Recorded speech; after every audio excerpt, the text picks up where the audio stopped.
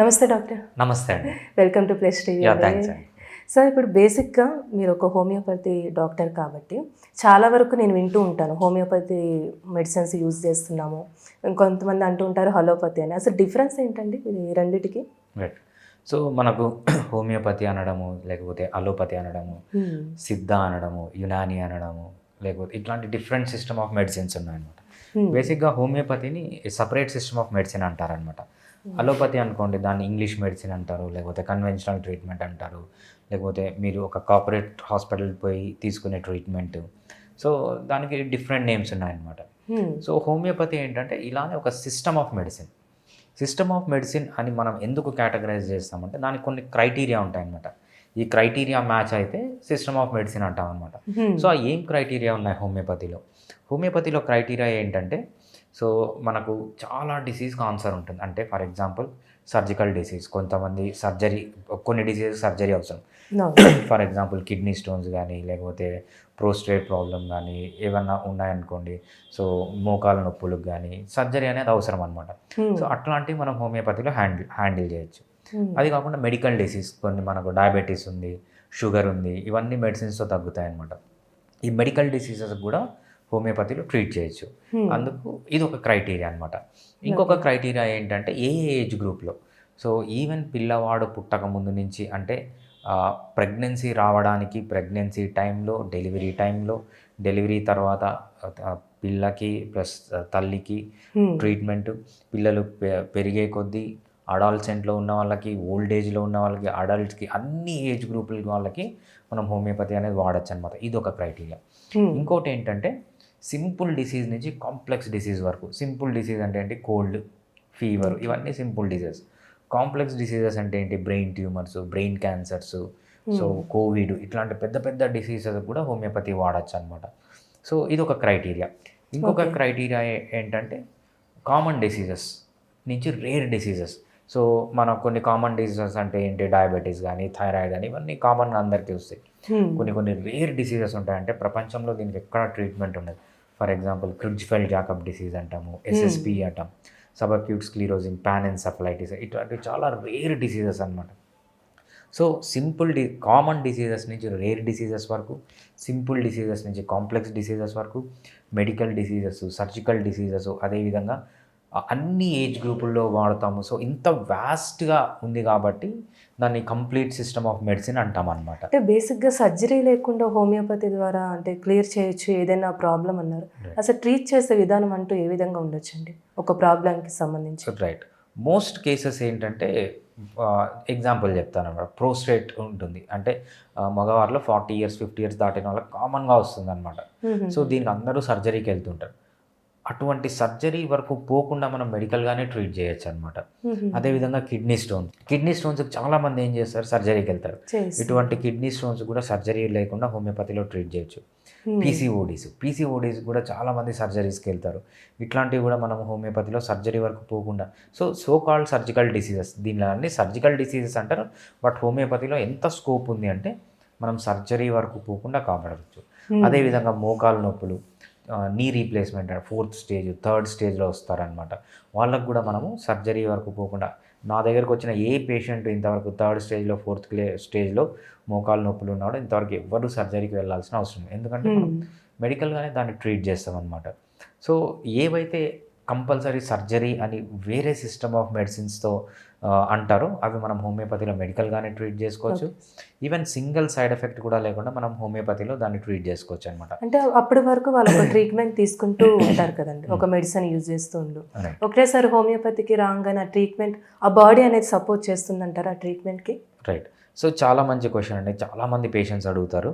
So ఇక్కడ మెయిన్గా patients చేసే తప్పు ఏంటంటే కొన్ని మెడిసిన్స్ అనేవి సడన్గా మానేసి ఇది వాడకూడదు అనమాట. సో ట్రాన్సిషన్ ఫేజ్ ఉండాలి. కొన్ని మెడిసిన్స్కి ఏంటంటే ఫర్ ఎగ్జాంపుల్ స్టెరాయిడ్స్, కొన్ని సంవత్సరాల నుంచి స్టెరాయిడ్స్ వాడుతుంటారు, లేకపోతే యాంటీహిస్టమైన్స్, ఎక్కువ అలర్జీస్ ఉంటాయన్నమాట వీళ్ళు. సో ఏవైతే దీర్ఘకాలికంగా మందులు వాడుతుంటారో ఆ పేషెంట్స్ హోమియోపతిలో షిఫ్ట్ కావాలనుకున్నప్పుడు ఏంటంటే ఆ మెడిసిన్స్, హోమియోపతి మెడిసిన్స్ రెండు కలిపి వాడుకోవాలన్నమాట.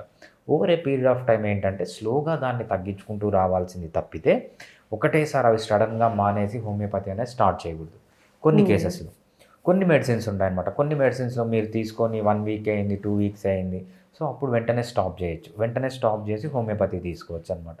కొన్ని మెడిసిన్స్‌లో ఏంటంటే హోమియోపతి, అలోపతి 2 కలిసి వాడుకోవాలి. సో, ఇది కేస్ బై కేస్ బేసిస్ అనమాట. మీ పర్టిక్యులర్ కేస్‌లో మీ జెండర్‌కి, మీ ఏజ్ గ్రూప్‌కి, మీరు మీకున్న ఆల్టర్‌నేటివ్ అదర్ ఫార్మ్ ఆఫ్ డిసీజెస్‌కి అన్నిటిని కలిపి ఇండివిజువల్‌గా అంటే ప్రతి ఒక్క మనిషికి ఇది డిఫర్ అవుతుంటుంది. కామన్‌గా ఏం చెప్తామంటే ఫస్ట్ కొన్ని రోజులు 2 కలిపి వాడుకోండి. ఇంప్రూవ్‌మెంట్ వచ్చే కొద్దీ అవి తగ్గించుకుంటూ ఏవైతే మీకు సైడ్ ఎఫెక్ట్స్ ఇచ్చే మెడిసిన్స్ ఉంటాయో అదర్ సిస్టమ్ ఆఫ్ మెడిసిన్స్‌లో అవి ట్యాంపర్ చేసుకుంటూ రాండి అని జనరల్‌గా చెప్తామన్నమాట. ఇది అన్నిటికీ ఇదే రూల్ కాదు. Case by case basis. మీ పర్టిక్యులర్ కేస్‌లో ఏం జరుగుతుంది తెలుసుకొని అడ్వైస్ ఇయ్యాలి. అంటే కొన్ని ప్రాబ్లమ్స్కి లైఫ్ లాంగ్ యూజ్ చేస్తూ ఉంటారండి కొన్ని మెడిసిన్స్ అంటూ. ఇప్పుడు హోమియోపతిలో చూసుకున్నట్లయితే ఇంత కోర్స్ అనేది ఉంటుందంటారా, లేకపోతే అవి కూడా లైఫ్ లాంగ్ యూజ్ చేయాల్సి ఉంటుందంటారా? సో ఇది అన్ని రకాలుగా ఉంటుందండి. కొన్ని డిసీజెస్ ఉంటాయి. ఫర్ ఎగ్జాంపుల్ మోకాలు నొప్పులు ఉన్నాయి. 3rd గ్రేడో 4th గ్రేడో ఉంది. అంటే సర్జరీ వాళ్ళ ప్రకారం అంటే సర్జరీకి వెళ్ళాల్సిన కేసు. లేకపోతే సర్వైకల్ స్పాండిలోసిస్, లంబార్ స్పాండిలోసిస్ అది కూడా 3rd గ్రేడో 4th గ్రేడో ఉంది. 3rd గ్రేడో 4th గ్రేడో ఉన్నప్పుడు ఏంటంటే మనం సర్జరీ వరకు పోకుండా లైఫ్ లాంగ్ హోమియోపతి మెడిసిన్స్ వాడుకుంటూ తగ్గియచ్చు. లేదు 1st గ్రేడ్ 2nd గ్రేడ్ ఉంటే కొన్ని రోజులు వాడి మానేయచ్చు అనమాట. సో ఏవైతే పాథలాజికల్ చేంజెస్ ఉన్నాయో ఆ చేంజెస్ అన్ని రివర్స్ అయితే రివర్స్ అయిన తర్వాత కొన్ని రోజులు వాడి మానేయచ్చు. అట్లనే కొన్ని డిసీజెస్ ఉంటాయన్నమాట. ఫర్ ఎగ్జాంపుల్ మనం కామన్గా బార్తోలిన్ సిస్ట్ అనేది చూస్తాం. ఉమెన్ యొక్క వజనల్ ఏరియాలో ఇన్ఫెక్షన్ వస్తుంది, చాలా సివియర్గా పెయిన్ ఉంటుంది అనమాట. సో దీనికి ఆన్ అండ్ యావరేజ్ ఏంటంటే 100 మంది మనకు వస్తే 95 మెంబర్స్కి 3 to 6 months అయిన మెడిసిన్ తీసుకుంటే తగ్గిపోతుంది. ఇంకొక 1 to 2% ఉంటారు అనమాట. వాళ్ళు ఏంటంటే మెడిసిన్ తీసుకునే రోజులు తగ్గుతుంది, మళ్ళీ వస్తుంది. ఇంకో కేటగిరీ ఉంటారు, వాళ్ళకు కంప్లీట్గా తగ్గిపోతుంది, మళ్ళీ 2 yearsకో 3 yearsకో మళ్ళీ రిపీట్ అవుతుంది అనమాట. సో అది మళ్ళీ డిసీజ్ని బట్టి వేరీ అవుతూ ఉంటుంది. సో ఈ పర్టికులర్ డిసీజ్కి మీ పర్టికులర్ కండిషన్లో పర్మనెంట్ క్యూర్ ఉండొచ్చు, లేకపోతే కంటిన్యూస్గా మెడిసిన్ వాడచ్చు. సో డిఫరెంట్గా అది ఇంకా ప్రాబ్లం పట్టు అంటారు. Right. For example thyroid problems ఉంటాయి. థైరాయిడ్ ప్రాబ్లమ్స్ స్టేజ్ని బట్టి కంప్లీట్గా క్యూర్ చేయొచ్చు మనం, మళ్ళీ మెడిసిన్స్ అవసరమే లేదనమాట. సో అది డిసీజ్ని బట్టి, డిసీజ్ స్టేజ్ని బట్టి, పర్సన్ ఎలా ఉన్నాడు, వాడికి ఇంకా ఆల్టర్నేటివ్గా ఏమేమి డిసీజెస్ ఉన్నాయి, వీడికి షుగర్ ఉందా, లేకపోతే బీపీ ఉందా, లేకపోతే థైరాయిడ్ ఉందా, ఇటువంటివన్నీ మనము రిస్క్ బెనిఫిట్ అసెస్ చేసుకొని మనము చెప్పగలుగుతాం అనమాట. ఎన్ని రోజులు వాడాలి, పర్మనెంట్గా వాడాలా. మోస్ట్ ఆఫ్ ది కేసెస్లో ఏంటంటే పర్మనెంట్ క్యూర్ కొన్ని రోజులు వాడి మానేయచ్చు. ఇప్పుడు కొంతమంది చిన్న పిల్లలకి చిన్న ఏజ్ నుంచే ఆస్తమా అని, కొంచెం బ్రీతింగ్ ప్రాబ్లం ఆ విధంగా ఉంటూ ఉంటుంది. ఇప్పుడు హోమియోపతి మందులు అసలు ఏ ఏజ్ నుంచి యూజ్ చేస్తే మంచిదంట ట్రీట్మెంట్ వచ్చి? రైట్. హోమియోపతి మందులు యూజ్ చేయడానికి ఏజ్ అంటూ లేదండి. మనం ఎగ్జాంపుల్ తీసుకుంటే కొంతమంది పేషెంట్స్ మనకు వస్తారనమాట, ప్రెగ్నెన్సీ కోసం ట్రై చేస్తూ ఉంటారు. సో వాళ్ళు కూడా తీసుకోవచ్చు ప్రెగ్నెన్సీ రావడానికి. ప్రెగ్నెన్సీ టైంలో కొన్ని కాంప్లికేషన్స్ వస్తాయన్నమాట, మదర్కి కానీ బేబీకి కానీ. ఆ మదర్కి బేబీకి కాంప్లికేషన్స్ రాకుండా కూడా హోమియోపతిలో మెడిసిన్స్ వాడచ్చు. అదేవిధంగా పుట్టిన వెంటనే మదర్కి కొన్ని ప్రాబ్లమ్స్ రావచ్చు, సివియర్ సెప్సిస్ కానీ లేకపోతే ఇంకేదైనా ప్రాబ్లమ్స్ మదర్కి రావచ్చు. సో అదేవిధంగా ఇంకోటి ఏంటంటే పుట్టిన పిల్లలకి కొన్ని డిసీజెస్ వస్తుంటాయి, నియోనేటల్ జాండీస్ అని. పుట్టిన పిల్లలు కూడా మనం ట్రీట్ చేస్తాం అనమాట. అదేవిధంగా ఎదిగే పిల్లలు 6 months 1 year. సో నెక్స్ట్ స్టేజ్కి వచ్చేటప్పుడు వాళ్ళు ఏంటంటే అడాల్సెంట్, అంటే అప్పుడప్పుడే ఊహ తెలిసే ఏజ్, సెక్షువల్ మెచ్యూరిటీ వచ్చే ఏజ్, ఆ ఏజ్లో కూడా వాడచ్చు. సో అదేవిధంగా గ్రోత్ ప్రాబ్లమ్స్ ఉండొచ్చు, లేకపోతే ప్యూబర్టీ ప్రాబ్లమ్స్ ఉండొచ్చు, లేకపోతే ఎక్కువ పిల్లల్లో ఆస్తమాలు, లో ఇమ్యూనిటీ ఉంటుందన్నమాట, దానికి కూడా మెడిసిన్ వాడచ్చు. కొంతమంది అడల్ట్ అవుతారు, అడల్ట్ అయిన తర్వాత వాళ్ళకి ఏమేమి ప్రాబ్లమ్స్ వస్తాయి, హెడ్ఏక్స్ కానీ మైగ్రేన్స్ కానీ ఇట్లాంటివన్నీ కామన్గా వస్తాయి అన్నమాట. దీనికి కూడా హోమియోపతి ట్రీట్ చేయొచ్చు. తర్వాత అడల్ట్లో ఏమొస్తాయి, మనము ఎక్కువగా ఫిమేల్లో ఫైబ్రాయిడ్స్ కానీ, నెబోథియన్ సిస్ట్ కానీ, లేకపోతే మేల్స్లో మనకేంటంటే ప్రోస్టేట్ ప్రాబ్లమ్స్ కానీ, ఇట్లాంటి అడల్ట్స్లో కూడా వాడచ్చు అనమాట. అదే కాకుండా జీరియాట్రిక్, బాగా మోకాళ్ళు అరిగిపోవడము, లేకపోతే వెన్నులో పెయిన్ రావడము, నరాలన్నీ బలహీనంగా అయిపోవడము, డయాబెటీస్ రావడం, థైరాయిడ్, వీళ్ళు కూడా కంటిన్యూస్గా అన్ని స్టేజ్ ఆఫ్ లైఫ్లో మనము హోమియోపతి మెడిసిన్ అనేది వాడచ్చు. సార్ ఇప్పుడు బేసిక్గా హోమియోపతి మెడిసిన్స్ యూజ్ చేసేటప్పుడు ఫుడ్ డైట్ అంటే ఏమైనా ఉంటుందండి? సో డైట్ అనేది మనిషి యొక్క చాలా అన్ని హెల్త్ పారామీటర్స్ మనం తీసుకుంటే, సో డైట్ అంటాము, ఎక్సర్సైజ్ అంటాము, స్లీప్ అంటాము, స్ట్రెస్ లేకుండా ఉండడం అంటాము. సో అన్నిటికంటే ఇంపార్టెంట్ ఏంటంటే డైట్ అనేది ఒక మనిషి హెల్త్లో 95% ఆఫ్ ది రోల్ ప్లే చేస్తుంది అనమాట. ఒక మనిషి హెల్తీగా ఉన్నాడంటే 95% రీజన్ మంచి డైట్ తీసుకోవడం వల్ల, లేకపోతే చెడు డైట్ తీసుకోవడం వల్ల. మిగిలినవి ఏమన్నా కానీ 5%. హోమియోపతి మెడిసిన్స్ వాడేటప్పుడు కంటే జనరల్గా ఒక మనిషికి హోమియోపతి ట్రీట్మెంట్ వస్తే మనం ఏం చేస్తామంటే, హోమియోపతి ట్రీట్మెంట్ కోసం సపరేట్గా డైట్ చేయాల్సిన అవసరం లేదు. కొన్ని కేసెస్లో చెప్తామన్నమాట. సో అది మనం డిస్కస్ చేద్దాం. నార్మల్గా ఏంటంటే ప్రతి ఒక్క మనిషి మంచి హెల్తీ డైట్ తీసుకోవాలి. అది హోమియోపతి తీసుకున్నా, ఆయుర్వేద తీసుకున్నా, యునానీ తీసుకున్నా, సిద్ధ తీసుకున్నా, అలోపతి తీసుకున్నా, డైట్ అనేది major part of the human being అనమాట. ఇంకోటి అదేవిధంగా హోమియోపతి వాడడం వల్ల ఏమన్నా డైట్ చేయాలా అంటే మోస్ట్ ఆఫ్ ది కేసెస్లో ఉండదు. 99% ఆఫ్ ది కేసెస్లో ఉండదు అనమాట. ఉండదు. 1 or 2 కేసెస్లో మనం ఏమంటామంటే హోమియోపతి మెడిసిన్స్ తీసుకునేటప్పుడు ఎక్కువ అంటే 1 or 2 days కొన్ని కాన్స్టిట్యూషనల్ ట్రీట్మెంట్ అని ఇస్తామన్నమాట. హై పొటెన్సీస్లో ఇస్తామన్నమాట. హై పొటెన్సీస్లో ఇచ్చినప్పుడు ఏమవుతుందంటే మెడిసినల్ క్వాంటిటీ అనేది చాలా తక్కువగా ఉంటుంది. ఆ మెడిసినల్ క్వాంటిటీ యాక్షన్ డిస్టర్బ్ కాకుండా ఉండడానికి 1 or 2 days మీరు ఎక్కువ పచ్చి ఆనియన్ కానీ, లేకపోతే స్ట్రాంగ్ స్మెల్స్ కానీ అట్లాంటి 1 or 2 days తినద్దంటాం తప్పితే, దీనికంటూ ఆయుర్వేద లాగా సంవత్సరాలు పులుపు మానేయండి, పప్పు దినుసులు మానేయండి, ఇట్లాంటివి ఏమి ఉండవు అనమాట. వాళ్ళకి ఏది కావాలంటే అది తింటూ, బట్ హెల్దీ డైట్ తింటూ హోమియోపతి వాడచ్చు. ఇదొక క్రైటీరియా. థర్డ్ క్రైటీరియా ఏంటి? డిసీజ్ని బట్టి. ఫర్ ఎగ్జాంపుల్ షుగర్ ఎక్కువ ఉందనుకోండి, డయాబెటీస్ ఉంది, వాళ్ళు ఏమంటామంటే మీరు స్వీట్లు ఎక్కువ తినొద్దు అంటాం. అది డిసీజ్ని బట్టి. ఓకే, బీపీ ఎక్కువ ఉందనుకోండి, షుగర్ సాల్ట్ తగ్గించండి అంటాం అనమాట. సో అట్లా డిసీజ్ని బట్టి. ఒబేసిటీ ఎక్కువ ఉంది, సో వాళ్ళు ఏమంటామంటే మనము మీరు కార్బోహైడ్రేట్స్ తగ్గించండి, ఫ్యాట్స్ తగ్గించండి, నాన్ వెజ్ కూడా తినద్దు అని అంటూ ఉంటారు. కొన్ని కండిషన్స్లో చెప్తామన్నమాట. సో డైట్ అనేది జనరల్గా ఒక డైట్ ఉంటుంది, వాళ్ళ డిసీజ్ని బట్టి ఒక డైట్ ఉంటుంది. అంతేగాని హోమియోపతి ట్రీట్మెంట్ వల్ల డైట్ అనేది అంతగా ఏమి ఉండదు. ఉన్నా కూడా 1 or 2 days మేజర్ ఇంపాక్ట్ అనేది ఉండదు అనమాట. సరే, ఇప్పుడు కొంతమంది కొన్ని మెడిసిన్స్ యూజ్ చేస్తూ ఉంటారు, కొంచెం గ్యాప్ వచ్చింది అనుకోండి, లేకపోతే ఆ రోజు వేసుకోకపోయినా కొంచెం కళ్ళు తిరుగుతున్నట్టు అనిపిస్తుంది అని అంటూ ఉంటారు కొన్ని మెడిసిన్స్ యూజ్ చేయకపోతే. సో హోమియోపతిలో కూడా ఆ విధంగా ఏమైనా ఉంటుందా? ఒక రోజు వేసుకోకపోతే గ్యాప్ వస్తే అలా? రైట్. సో దీనికి ఒక మంచి ఆన్సర్ చెప్పాలి, చెడు ఆన్సర్ కూడా చెప్పాలండి. సో పొరపాటున ఎప్పుడన్నా మిస్ అయితే పర్లేదు. ఫర్ ఎగ్జాంపుల్ మీరు ఏదైనా ట్రావెలింగ్లో ఉన్నారు, లేదంటే ఆ రోజు ఏదైనా ఇష్యూ జరిగింది, సో అట్లా 1-2 రోజులు మానేస్తే పర్లేదు. అంతేగాని డాక్టర్ చెప్పాడు కదా 1-2 రోజులు మానేస్తే అని చాలామంది నెగ్లెక్ట్ చేస్తారనమాట. సో జనరల్గా ఏంటంటే మీరు ట్రీట్మెంట్ అనేది మిస్ కాకుండా తీసుకుంటేనే మంచిది. సో పొరపాటున 1-2 రోజులు మిస్ అయినా కూడా అంత ఎఫెక్ట్ అనేది ఉండదన్నమాట. సో హోమియోపతి మెడిసిన్స్ ఏంటంటే లాంగ్ లాస్టింగ్ యాక్షన్ ఉంటాయి. ఫర్ ఎగ్జాంపుల్ ఈరోజు మీరు ఒక మెడిసిన్ తీసుకుంటే ఏంటంటే దాని మెడిసిన్ యొక్క ఎఫెక్ట్ కొన్ని రోజుల వరకు ఉంటుంది అనమాట. రేపు తీసుకుంటే దానిది కొన్ని రోజుల వరకు ఉంటుంది. సో అంత ఎఫెక్టివ్గా పనిచేస్తాయి. సైడ్ ఎఫెక్ట్స్ ఏమీ ఉండవు అనమాట. Not even single side effect. So side effect ఉండదు, దాని గురించి వరీ కావాల్సిన అవసరం లేదు. సో ఎప్పుడన్నా 1-2 రోజులు మిస్ అయినా వరీ కాకండి. బట్ ఎంత వీలైతే అంత రెగ్యులర్గానే తీసుకోవడానికి ట్రై చేయాలి. కొంచెం చేంజ్ అంటూ అనిపిస్తుంది అండి ఒకవేళ మెడిసిన్స్ యూజ్ చేస్తూ ఉంటే? యా, డెఫినెట్గా. సో బాడీలో చేంజెస్ అనేవి డెఫినెట్గా తెలుస్తాయి అనమాట. అది మళ్ళీ డిసీజ్ని బట్టి. సో కొన్ని డిసీజ్ని మనం ఏం చేయాలంటే ఇమ్మీడియట్గానే తగ్గించాలి. ఫర్ ఎగ్జాంపుల్ నాకు ఒక కేసు వచ్చింది. సో లాస్ట్ ఇయర్ జూలైలో అనమాట, July 31 ఒక కేసు వచ్చింది. క్లినిక్ మొత్తం క్లోజ్ చేసేసాం మేము. 11 o'clockకి కాల్ వచ్చింది. కాల్ వస్తే ఒక తండ్రి చాలా బాధపడుతూ కాల్ చేసిన వాళ్ళ పాప పుట్టి 15 days అయిందనమాట. 15 days నుంచి ఆ పాపకి నియోనేటల్ జాండీస్, అంటే పుట్టిన వెంటనే పిల్లలకి జాండీస్ వస్తుంది కొంతమంది. ఆ నియోనేటల్ జాండీస్ అంటాం అనమాట. ఆ బేబీని ఎవ్రీ 2 or 3 daysకి తీసుకుపోయి హాస్పిటల్లో పెడుతున్నారు, ఇంక్యుబేటర్లో పెడుతున్నారు, బ్లడ్ డ్రా చేస్తున్నారు. ఇంకా ఎవ్రీ 3 daysకి 2 daysకి ఇంకా వీళ్ళు ఆ బాధ భరించలేక మీరు ఏమన్నా హెల్ప్ చేయగలరా అని అడిగారనమాట.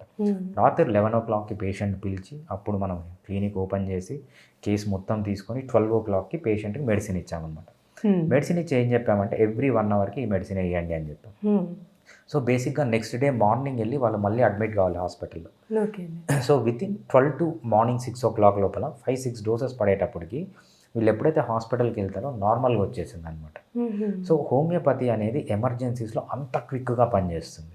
ఓకే, కొన్ని దీర్ఘకాలిక రోగాలు ఉంటాయి. ఫర్ ఎగ్జాంపుల్ మోకాలు నొప్పులు ఉంటాయి, 3rd stage 4th stage ఉంటుందన్నమాట. అక్కడ బాగా మెకానికల్గా కార్టిలేజ్ అరిగిపోయి ఉంటుంది, బోన్ అరిగిపోయి, ఇవన్నీ ఫిజికల్ స్ట్రక్చర్స్ అక్కడ. ఎప్పుడైతే ఇవన్నీ అరిగిపోతాయో దాన్ని స్లోగా ట్రీట్ చేయాలి. ఏదైతే ఫాస్ట్గా ట్రీట్ చేయాలో అది ఫాస్ట్గా ట్రీట్ చేయాలి, ఏదైతే స్లోగా ట్రీట్ చేయాలో అది స్లోగా ట్రీట్ చేయాలన్నమాట. సో హోమియోపతిలో ఫాస్ట్గా ట్రీట్ చేసినా స్లోగా ట్రీట్ చేసినా దాని ఎయిమ్ ఏంటంటే పర్మనెంట్ రికవరీ అనేది. ఫస్ట్ హోమియోపతి డాక్టర్ ట్రై చేయడానికి ఈ పర్టికులర్ కేసులో నేను కంప్లీట్గా క్యూర్ చేయగలనా, కంప్లీట్ క్యూర్ అంటాం మనం, అంటే డిసీజ్ మొత్తం రివర్స్ అయిపోవడం. అది లేని పక్షంలో నెక్స్ట్ ఏం చేస్తామంటే రిలీఫ్ ఇస్తామన్నమాట పేషెంట్కి. So cure or relieve, compulsory relieve. మనం క్యూరు ఇవ్వలేము, రిలీవ్ ఇవ్వలేము. సో దీనికంటే ముందు ఇంకోటి ఏంటంటే ప్రివెన్షన్ అనమాట. హోమియోపతి మెడిసిన్స్ ద్వారా చాలా డిసీజెస్ మనం రాకుండా ప్రివెంట్ కూడా చేయొచ్చు. ఫస్ట్ ఏం చేస్తామంటే డిసీజ్ని ప్రివెంట్ చేయడానికి చూస్తామన్నమాట. లేదు ఆల్రెడీ డిసీజ్ వచ్చిందంటే కంప్లీట్గా క్యూర్ చేయడానికి చూస్తామన్నమాట. క్యూరబుల్ కాని స్టేజ్లోనే ఆ పేషెంట్కి డిసీజ్ అలానే ఉంటుంది. ఫర్ ఎగ్జాంపుల్ 3rd స్టేజ్లో కానీ 4th స్టేజ్లో కానీ మోకాళ్ళు అరిగిపోయింటే అలానే ఉంటాయి. బట్ ఏంటంటే పెయిన్ లేకుండా వీళ్ళు సర్జరీ వరకు పోకుండా, లేకపోతే లంబార్ స్పాండిలోసిస్ కానీ సర్వైకల్ స్పాండిలోసిస్ కానీ లేకపోతే ఇంకేమన్నా డిసీజెస్కి మనం పర్మనెంట్ క్యూర్ చేయలేనప్పుడు వాళ్ళని సర్జరీ వరకు పోకుండా కాపాడుతూ వస్తామన్నమాట. ఇప్పుడు హోమియోపతి సంబంధించి ఎక్కువగా ఎలాంటి ట్రీట్మెంట్కి బాగుంటుందంటారండి? ఇప్పుడు కొంచెం క్యాన్సర్కి కూడా ఉంటుందంటారా హోమియోపతి సంబంధించి? రైట్. సో హోమియోపతిలో మనము ట్రీట్ చేయగలిగింది, ట్రీట్ చేయందంటూ ఏం లేదు, అన్నీ ట్రీట్ చేయొచ్చు. బట్ బ్రాడ్గా ఏంటంటే హోమియోపతిలో మనం డిసీజ్ని క్లాసిఫై చేసినప్పుడు అక్యూట్ డిసీజెస్ అంటాం, క్రానిక్ డిసీజెస్ అంటాం. అక్యూట్ డిసీజెస్ అంటే షార్ట్ డిసీజెస్, అంటే వచ్చిన డిసీజెస్ చాలా ఇంటెన్సిటీతో వస్తాయి. 1 week to 1 day to 1 week, maximum 1 week to 1 month వరకే ఉంటాయన్నమాట ఆ డిసీజెస్. దాన్ని అక్యూట్ డిసీజెస్ అంటాం అనమాట. ఈ అక్యూట్ డిసీజెస్లో మళ్ళీ 2 రకాలు ఉంటాయి. ఒకటి అక్యూట్ ఎమర్జెన్సీస్, ఒకటి acute non emergency. For example acute emergency అంటే ఏంటంటే హార్ట్ అటాక్ అక్యూట్గా వచ్చింది, ఎమర్జెన్సీ అది. ఓకే. లేకపోతే బ్రెయిన్ స్ట్రోక్ అక్యూట్గా వచ్చింది, ఎమర్జెన్సీ అది. ఓకే. ఇటువంటివి మాత్రం హోమియోపతిలో ట్రీట్ చేయకండి. హోమియోపతి యూజ్ చేసినా కూడా సెకండరీ లైన్ ఆఫ్ ట్రీట్మెంట్గా యూజ్ చేయమని చెప్తామన్నమాట. సో ఎందుకంటే ఈ ఏరియాలో హోమియోపతిలో ఇంకా రీసెర్చ్ జరగాల్సి ఉంది. సో ఇవి కాకుండా ఇంకా ఏ కేసెస్ అయినా acute non emergencies, for example acute non emergencies అంటే కడుపు నొప్పి వచ్చింది, రైట్, లేకపోతే అపెండిసైటిస్ ఉంది. అపెండిసైటిస్ని కూడా మనం అక్యూట్ ఎమర్జెన్సీ కిందే తీసుకుంటాం. అక్యూట్ నాన్ ఎమర్జెన్సీస్ అంటే బాగా కోల్డ్ ఉంది, కాఫ్ ఉంది, ఫీవర్ ఉంది. సో ఇట్లాంటివన్నీ ఏంటంటే అది ఎమర్జెన్సీ కాదు, అందుకు అక్యూట్ అయినా కూడా హోమియోపతిలో ట్రీట్ చేస్తామన్నమాట. ఇంకో సెక్షన్ ఏంటంటే క్రానిక్ డిసీజెస్ అంటే దీర్ఘకాలిక రోగాలు. ఫర్ ఎగ్జాంపుల్ డయాబెటీస్ కానీ, లేకపోతే థైరాయిడ్ ప్రాబ్లమ్స్ కానీ, పీసీఓడీస్ కానీ, లేకపోతే ప్రోస్టేట్ ప్రాబ్లమ్స్ కానీ, ఇటువంటివన్నీ కూడా హోమియోపతిలో ఎక్సలెంట్గా ట్రీట్ చేయొచ్చు. అక్యూట్ కేసెస్లో మాత్రం ఏదైతే ఎమర్జెన్సీ ఉంటుంది, ఫర్ ఎగ్జాంపుల్ స్నేక్ బైట్ ఉంది, స్నేక్ బైట్కి కానీ హార్ట్ అటాక్స్ కానీ హోమియోపతిలో ఎక్సలెంట్ మెడిసిన్స్ ఉన్నాయి. కాకపోతే ఏంటంటే మనము ఎమర్జెన్సీలో హోమియోపతిని ఆల్వేస్ సెకండరీ లైన్ ఆఫ్ ట్రీట్మెంట్గా యూజ్ చేయమంటాం తప్పితే ప్రైమరీ లైన్ ఆఫ్ ట్రీట్మెంట్గా యూజ్ చేయమని చెప్పము. ఎందుకంటే ఈ ఏరియాలో ఇంకొంచెం రీసెర్చ్ జరగాల్సి ఉందండి. రీసెర్చ్ అనేది కొంచెం అవసరం ఉంది. అయితే సార్ ఇప్పుడు హోమియోపతి మెడిసిన్స్లో ఎక్కువగా ఏం యూజ్ చేస్తారండి చెప్పాలంటే? రైట్. సో చాలామందికి వచ్చే కామన్ డౌట్ అండి, హోమియోపతి మెడిసిన్స్ దేంతో తయారు చేస్తారు? సో కొంతమంది చెట్లతో తయారు చేస్తారు అనుకుంటారు, కొంతమంది వేర్లు అనుకుంటారు. హోమియోపతి మెడిసిన్స్ని మనము సోర్సెస్ ఆఫ్ హోమియోపతిక్ మెడిసిన్స్ అంటాం అన్నమాట. దేంతో తయారు చేస్తామంటే కొన్ని మెడిసిన్స్ అనేవి మనకు కంప్లీట్ హోల్ ప్లాంట్, మొత్తం ప్లాంట్ని తీసుకొని చేస్తామన్నమాట. కొన్ని పార్ట్ ఆఫ్ ది ప్లాంట్ని తీసుకుంటాం. కొన్ని మెడిసిన్స్ హోమియోపతిలో హోల్ అనిమల్ని తీసుకుంటాం అనమాట. కాక్రోచ్తో ఒక మెడిసిన్ ఉంది హోమియోపతిలో, ఎంటైర్ కాక్రోచ్ని తీసుకొని చేస్తామన్నమాట. అదేవిధంగా animal part, particular part of the అనిమల్ని తీసుకొని దాన్ని హోమియోపతిక్ మెడిసిన్గా కన్వర్ట్ చేస్తాము అనమాట. అదే కాకుండా కొన్ని మినరల్స్ యూజ్ చేస్తాము. సో మినరల్స్ని యూజ్ చేసి కూడా మనం హోమియోపతిలో మెడిసిన్స్ తయారు చేస్తాం. కొన్ని కెమికల్స్ని యూజ్ చేసి కూడా హోమియోపతిలో మెడిసిన్స్ తయారు చేస్తాం అనమాట. అంతేకాకుండా ఒక స్పెషల్ కేటగిరీ ఆఫ్ మెడిసిన్స్ ఉంటాయి హోమియోపతిలో, దాన్ని ఇంపాండ్రబులియా అంటాం అన్నమాట. ఇంపాండ్రబులియా అంటే energies, for example solar rays కానీ, లేకపోతే లూనార్ రేస్ కానీ, ఎలక్ట్రిసిటీ నుంచి కానీ, లేకపోతే రేడియో వేవ్స్ నుంచి కానీ, ఎక్స్రేస్ నుంచి కానీ. సో హోమియోపతి మెడిసిన్స్ అనేవి మనము వైడ్ వెరైటీ ఆఫ్ సోర్సెస్ నుంచి తయారు చేస్తాము. బేసిక్గా హోమియోపతి మెడిసిన్స్ తయారు చేయడం ఏంటంటే ఒక క్రూడ్ మెటీరియల్ని తీసుకొని నానో పార్టికల్స్గా కన్వర్ట్ చేయడం అనమాట. ఎప్పుడైతే నానో టెక్నాలజీ అంటారు చూసారా, నానో టెక్నాలజీ అనేది ఏదైతే వీళ్ళు ఇప్పుడు యూజ్ చేస్తున్నారో హోమియోపతి నానో టెక్నాలజీని 250 ఇయర్స్ ముందే తయారు చేసి అంత అడ్వాన్స్డ్ మెడిసిన్స్ హోమియోపతి మెడిసిన్స్ అనమాట. ఓకే. ఈ మెటీరియల్ నుంచి అంతా తయారు చేసే మెడిసిన్స్. ఇప్పుడు 100%లో ఒక 90% చూసుకున్నట్లయితే చాలా వరకు ఏ ప్రాబ్లంతో వస్తున్నారండి? ఎక్కువగా దేనికి ఎఫెక్ట్ అవుతున్నారు? రైట్. సో అలా పర్టికులర్గా ఏ ప్రాబ్లం అనేది లేదండి, అవేర్నెస్ని బట్టి. ఫర్ ఎగ్జాంపుల్ నాకు వరల్డ్ మొత్తం కొన్ని రేర్ డిసీజెస్కి వస్తారనమాట. క్రుడ్జిఫెల్ జాకబ్ డిసీజ్ అని ఒక డిసీజ్ ఉంటుంది. క్రుడ్జిఫెల్ జాకబ్ డిసీజ్ అనేది 1,00,000 మందిలో ఒకరికి వస్తారు డిసీజ్ అది. ఓకే. సో దానికి వేరే సిస్టమ్ ఆఫ్ మెడిసిన్లో ట్రీట్మెంట్ అనేది లేదు, డెత్తే అనమాట. వితిన్ 1.5 month నుంచి 6 months వరకు లోపల పేషెంట్ చనిపోతాడనమాట. దానికి ఎక్కడా ట్రీట్మెంట్ లేదు. సో ఎప్పుడైతే మేము దాని గురించి అవేర్నెస్ ఇచ్చామో ఆ పేషెంట్స్ వరల్డ్ వైడ్ మా దగ్గరకు వస్తున్నారనమాట. ఇంకో డిసీజ్ ఉంటుంది, చిన్నపిల్లల డిసీజ్, SSPE అంటామాట, సబ్అక్యూట్ స్క్లీరోజింగ్ పాన్ఎన్సెఫలైటిస్ అంటారు. ఇది కూడా చాలా రేర్ డిసీజ్, చిన్నపిల్లలకి వస్తుంది. ఆ డిసీజ్ వచ్చిన 2 years to 3 years లోపల పిల్లలు చనిపోతారనమాట. హోమియోపతిలో మంచి ఎఫెక్ట్ ఉంటుంది ఆ డిసీజ్ ట్రీట్ చేయడానికి. అటువంటి డిసీజెస్ కూడా మన దగ్గరకు వస్తాయి. సో మనము ఏదైతే అవేర్నెస్ ఇవ్వగలుగుతామో ఆ డిసీజెస్ అన్నీ రెగ్యులర్గా వస్తారనమాట. సో కామన్గా హోమియోపతి డాక్టర్స్ ఇచ్చే అవేర్నెస్ ఏంటంటే పైల్స్ కానీ, ఫిషర్స్ కానీ, లేకపోతే హెమరాయిడ్స్ అంటాము, PCODs అంటాము, థైరాయిడ్ ప్రాబ్లమ్స్ అంటాము, మోకాలు నొప్పులు అంటాము. సో ఈ డిసీజ్ నుంచి ఈ డిసీజ్ అనే కాదు, హోమియోపతిలో క్యూర్ అంటే హ్యాండిల్ చేయని, ఆన్సర్ లేని డిసీజ్ అంటూ ఏదీ లేదనమాట. ప్రతి ఒక్క డిసీజ్కి అన్ని ఏజ్ గ్రూప్స్, పిల్లలు పుట్టక ముందు నుంచి, పిల్లలు ప్రెగ్నెన్సీలో ఉన్నప్పటి నుంచి, పుట్టే టైంలో నుంచి, పుట్టిన తర్వాత, వాళ్ళు మెచ్యూర్ అయిన తర్వాత, అడల్ట్ లేకపోతే ముసలి వాళ్ళు అయిన తర్వాత అన్ని ఏజ్ గ్రూప్స్లో వాడచ్చు. సింపుల్ కోల్డ్ దగ్గర నుంచి పెద్ద పెద్ద బ్రెయిన్ ట్యూమర్స్కి వాడచ్చు. కామన్ డిసీజ్ ఫీవర్స్, లేకపోతే థైరాయిడ్, డయాబెటీస్ లాంటి కామన్ డిసీజెస్ నుంచి క్రుడ్జిఫెల్ జాకబ్ డిసీజ్, లేకపోతే SSPE లాంటి, లేకపోతే డుషీన్ మస్కులర్ డిస్ట్రఫీ అని ఒక డిసీజ్ అంటే చాలా రేర్ డిసీజ్, ఆ రేర్ డిసీజెస్కి వాడచ్చు. అక్యూట్ కేసెస్ అంటే సడన్గా వెళ్ళిపోయి, ఫర్ ఎగ్జాంపుల్ కోవిడ్ లాంటి కేసెస్, లేకపోతే అక్యూట్ ఎమర్జెన్సీస్, అబ్డామిన్ పెయిన్స్, వీటికి వాడచ్చు. దీర్ఘకాలిక రోగాలు, మోకాలు నొప్పులు, లేకపోతే థైరాయిడ్ ప్రాబ్లమ్స్, లేకపోతే PCODs, అన్ని groups wide variety of treatment కోసం మా దగ్గరకు వస్తూ ఉంటారు. ఇంకా హోమియోపతి ఇంకా బెస్ట్ అనుకోవచ్చు, అంటే సర్జరీ లేకుండా జస్ట్ మెడిసిన్తోనే. కాకపోతే కొంచెం టైం అనేది పట్టింది కదండి రిజల్ట్ అనేది. నేను చెప్పాను కదా, ఒక కేసు మీకు ఎగ్జాంపుల్ ఇచ్చాను. So within 6 hours patient normal అయిపోయారు. అది జస్ట్ ఒక ఎగ్జాంపుల్ చెప్తున్నా. సో ఈ నియోనేటల్ జాండీస్ అనేది వితిన్ 6 hours నార్మల్ వచ్చింది. అదే అలోపతి వాళ్ళు 15 days నుంచి దాన్ని ట్రీట్ చేస్తూనే ఉన్నారన్నమాట. ఏదైతే క్విక్గా క్యూర్ చేయాలో, ఫర్ ఎగ్జాంపుల్ నాకు ఒక కేసు వస్తుందండి, అపెండిసైటిస్ కూడా నేను ట్రీట్ చేశాను. అక్యూట్ ఎమర్జెన్సీస్, అపెండిసైటిస్ వస్తుంది, సివియర్ పెయిన్తో వస్తారు, మన మెడిసిన్ ఇచ్చిన వెంటనే తగ్గిపోతుంది. రైట్. ఏదైతే క్విక్గా క్యూర్ చేయాలో అది క్విక్గానే క్యూర్ చేయాలి. ఏదైతే టైం తీసుకోవాలో అది టైం తీసుకొని క్యూర్ చేస్తేనే దాని ఎఫెక్ట్ ఉంది. ఫర్ ఎగ్జాంపుల్ మోకాలు నొప్పులు, బోన్స్ అరిగిపోయి ఉంటాయి, రైట్, కార్టిలేజ్ అరిగిపోయి ఉంటుంది. సో ఇవన్నీ మెకానికల్గా అరిగిపోయి ఉంటాయి అనమాట. దాన్ని ట్రీట్ చేయడానికి మనకు టైం పడుతుంది తప్పితే ఏ డిసీజ్ని క్విక్గా క్యూర్ చేయాలో అది హోమియోపతి చాలా క్విక్గా క్యూర్ చేస్తుంది. దేన్ని స్లోగా చేయాలో అది స్లోగా చేస్తుంది. సో హోమియోపతి మెడిసిన్ స్లో అనేది అది ఓన్లీ అపోహ.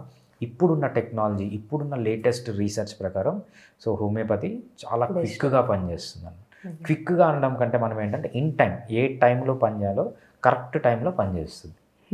సార్ అయితే ఇప్పుడు మీ క్లినిక్ అంటే ఎక్కడుంది సార్? అసలు ట్రీట్మెంట్ అనేది మీరు ఎలా ఇస్తున్నారు, అడ్రస్ ఒకసారి చెప్తారా? రైట్.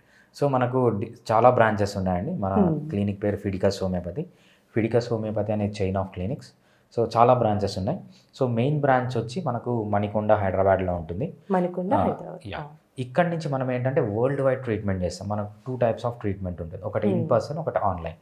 సో ఆన్లైన్ అంటే మనం ఏం చేస్తామంటే, సో ఎక్కడ పేషెంట్ ఉన్న ప్రపంచంలో US కానీ UK కానీ మనకు వరల్డ్ వైడ్ పేషెంట్స్ ఎక్కడున్నా కానీ వాళ్ళ చాయిస్, ఆడియో కాల్ కానీ వీడియో కాల్లో కానీ మాట్లాడి, మా డాక్టర్స్ వాళ్ళతో మాట్లాడి కేసు అంతా తీసుకొని, వాళ్ళ దగ్గర ఆల్రెడీ రిపోర్ట్స్ ఉంటే ఆ రిపోర్ట్స్ షేర్ చేసుకొని, ఇంకేమన్నా రిపోర్ట్స్ అవుతే కావాలంటే వాళ్ళు లోకల్గా చేయించి మాకు ఆ రిపోర్ట్స్ అన్ని పంపించచ్చు అనమాట.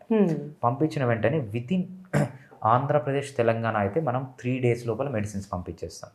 Okay. Within India, north India అయితే మనకు 3 to 4 days పడుతుంది. సో యూఎస్ అయితే మనకు 4 days పడుతుంది అనమాట మెడిసిన్, అంటే 4 business days పడుతుంది. ఇండియా కాకుండా యూఎస్ కాకుండా ఇంకా ప్రపంచంలో ఏ కంట్రీ అయినా కూడా మనము 5 business daysలో పంపిస్తాం. ఎక్సెప్ట్ పాకిస్తాన్కి తప్ప మనం ప్రతి ఒక్క కంట్రీకి మెడిసిన్ అనేది షిప్ చేయగలుగుతాం అనమాట. పాకిస్తాన్లో మాత్రం మనం పంపించలేము, దాన్ని బ్యాన్ చేశారు. సో ఇది online treatment. In person treatment అంటే మీరు మా నియరెస్ట్ బ్రాంచ్, మీకు నియరెస్ట్ బ్రాంచ్ ఎక్కడుందో ఐడెంటిఫై చేసి ముందే అపాయింట్మెంట్ తీసుకొని కంపల్సరీ ఆ టైంకి వస్తే ట్రీట్మెంట్ అనేది చేస్తామన్నమాట. సో ఎక్కడైనా మనకి ఆన్లైన్లో ఉంది, ఆఫ్లైన్లో కూడా ఉంది Right, ట్రీట్మెంట్ yeah, సంబంధించి. Thanks for interview sir. Thank you so much.